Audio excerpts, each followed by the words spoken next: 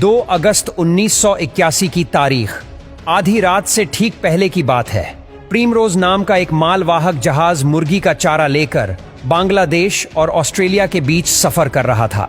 खराब मौसम और कुछ कंफ्यूजन के चलते जहाज भटक गया और सुबह पता चला कि जहाज एक शैवाल की चट्टान से टकराया है।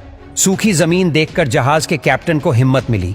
सामने एक बड़ा सा टापू था जिसमें मीलों लंबा बीच था। जहाज टापू से नजदीक था लेकिन समुद्र में काफी हलचल थी, इसीलिए लाइफ बोट उतारना मुश्किल हो रहा था। क्योंकि जहाज के डूबने जैसा कोई खतरा नहीं था, इसलिए कप्तान ने फैसला किया कि जहाज पर ही रुककर मदद का इंतजार करेंगे। धीरे धीरे कुछ दिन गुजर जाते हैं। एक दिन शिप के वॉच टावर में खड़े एक लड़के को कुछ लोग दिखाई दिए। उसने देखा कि कुछ लोग टापू के जंगलों से उस ओर आ रहे हैं। पहले तो उसे लगा कि शिपिंग कंपनी ने रेस्क्यू के लिए लोग भेजे होंगे। फिर उसने नजर जरा पैनी की तो देखा ये आम लोग नहीं थे। छोटे कद के लेकिन तगड़े आदमी जिनके घुंघराले बाल थे। इनमें से किसी ने भी कपड़े नहीं पहन रखे थे, सिवाय एक बेल्ट जैसी चीज के जो उनके कमर से बंधी थी।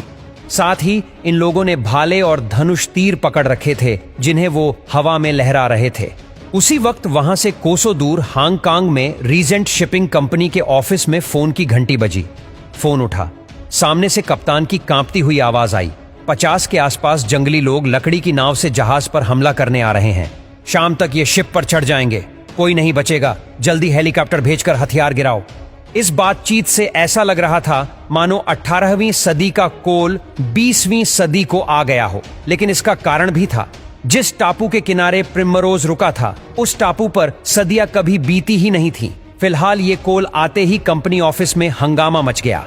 बात हांगकांग सरकार तक पहुंची। एक सरकारी प्रवक्ता ने कहा, लगता है प्रिमरोज का कप्तान पागल हो गया है। अगले दिन प्रेस में खबर छपी कि इस द्वीप के लोग आदमखोर हैं जो इंसान को मारकर खा जाते हैं। इधर शिप पर हालत खराब थी। एक फ्लेयर गन, कुछ पाइप, जिसको जो मिला पकड़ कर ले आया। इनका इस्तेमाल कर 24 घंटे तक ये लोग खुद की रक्षा करते रहे। टापू के लोग शिप पर तीर चला रहे थे, लेकिन तेज हवा के चलते तीर जहाज तक नहीं पहुंचे। ऊपर से शिप की ऊंचाई के चलते कोई छड़ भी नहीं पाया। एक हफ्ते बाद इंडियन नेवी का हेलीकॉप्टर रेस्क्यू के लिए पहुंचा। रस्सी से चढ़कर शिप में मौजूद लोगों को बचाया गया और जहाज वहीं खड़ा रहा। जिस टापू पर यह सब हो रहा था वह भारत के अंडमान द्वीप समूह का नॉर्थ सेंटिनल आइलैंड है और जिन लोगों ने हमला किया उन्हें सेंटिनल आदिवासी कहा जाता है। भारत का यह वो इलाका है जिसका 60,000 सालों से सभ्यता से पाला नहीं पड़ा है। यहाँ ना कोई जा सकता है, ना इन लोगों से मिल सकता है। यह लोग आग जलाना नहीं जानते, बल्कि बिजली गिरने पर चिंगारी को संभाल कर रखते हैं और उसी से काम चलाते हैं। ये लोग खेती नहीं करते, बल्कि आदिमानव की तरह शिकार और खाना इकट्ठा करते हैं। सरकार की तरफ से यहाँ जाने पर पाबंदी है और यह लोग भी नहीं चाहते कि इनसे कांटेक्ट किया जाए।